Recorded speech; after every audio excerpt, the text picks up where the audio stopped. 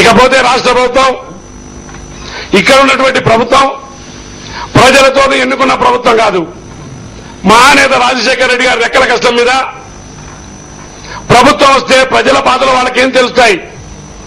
ప్రజలతో మమేకం లేరు. కేవలం సీల్డ్ కవర్లో ప్రభుత్వాన్ని స్థాపించినటువంటి ముఖ్యమంత్రి కానీ కేబినెట్ కానీ ప్రజలకు ఇబ్బందులు ఏ విధంగా తెలుస్తాయి? ప్రజలతో మమేకమైనప్పుడు ఒక్క 10 రూపాయలు ట్యాక్స్ పెంచితే ఆ కుటుంబానికి ఏ విధమైన పరిస్థితి ఏర్పడుతుందో తెలుస్తుంది.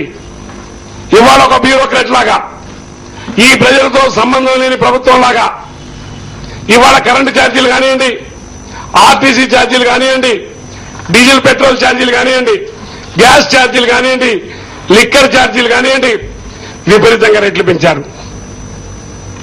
విద్యుత్ విషయంలో మీరు ఆలోచించినట్లయితే ప్రతి 3 నెలలకు ఒకసారి ఫ్యూయల్ సర్చార్జ్ అడ్జస్ట్మెంట్లని ఇప్పటికి 32,000 కోట్ల రూపాయలు పెంచారంటే మీరు ఆలోచించండి. 6,000 కోట్ల రూపాయలు గత సంవత్సరం టారిఫ్ మీద పెంచడం జరిగింది. మళ్లీ రేపు ఏప్రిల్ 1వ తారీఖు నుంచి 12,400 కోట్ల రూపాయలు కరెంటు ఛార్జీలు పెంచాలనుకుంటున్నారు. ఈ త్రైమాసికానికి ఇప్పుడు ఎలక్ట్రిసిటీ రెగ్యులేటరీ కమిషన్ ముందర 968 కోట్ల రూపాయలు ఎఫ్ఎస్ఏ రూపంలో పెంచడానికి సిద్ధంగా ఉన్నారు. మీరు ఆలోచించండి, ఈ దేశంలో ఈ విధంగా విద్యుత్ ఛార్జీలు పెంచే పరిస్థితి కేంద్ర ప్రభుత్వ బాధ్యత కూడా ఉంది, రాష్ట్ర ప్రభుత్వ బాధ్యత కూడా ఉంది. రాష్ట్ర ప్రభుత్వం ఈ విధంగా కరెంటు ఛార్జీలు పెంచడం వల్ల ఈ రాష్ట్రంలో వేలాది పరిశ్రమలు మూతపడ్డాయి, లక్షలాది మంది కార్మికులు బదారణ పడ్డారు. ఒక దిక్కు పారిశ్రామిక ప్రగతి లేకుండా పోయింది. ఇక వ్యవసాయ రంగానికి వస్తే ఈ అసమర్థ ప్రభుత్వం, ఈ చేతగాని ప్రభుత్వం వ్యవసాయదారులకు కూడా 2004వ సంవత్సరం నుంచి సర్వీస్ ఛార్జెస్ కూడా వడ్డన చేసేటువంటి పరిస్థితి ఏర్పడ్డదని మీరు ఆలోచించండి.